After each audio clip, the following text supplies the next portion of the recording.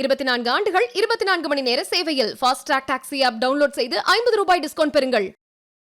நடிகரும் தமிழக வெற்றி கழகத்தின் தலைவருமான நடிகர் விஜய் தேர்தல் விதிகளை மீறி பொதுமக்களுக்கு இடையூறு செய்ததாக சென்னை காவல் ஆணையர் அலுவலகத்தில் சமூக ஆர்வலர் ஒருவர் பரபரப்பான புகார் அளித்துள்ளார்.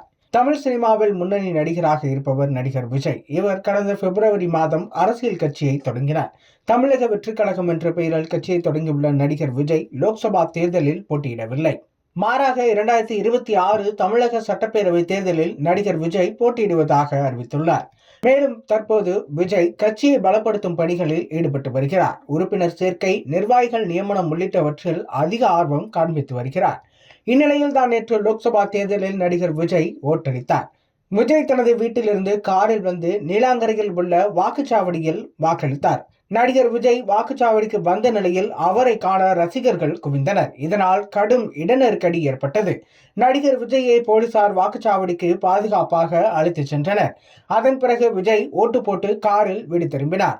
அதன் பிறகு நடிகர் விஜய் சார்பில் தமிழக வெற்றி கழகத்தின் எக்ஸ் வலைதள பக்கத்தில், நான் எனது ஜனநாயக கடமையை ஆற்றியுள்ளேன். நீங்களும் உங்கள் வாக்குச்சாவடிக்கு சென்று உங்கள் ஜனநாயக கடமையை ஆற்றுமாறு அன்புடன் கேட்டுக்கொள்கிறேன் என தெரிவித்திருந்தார்.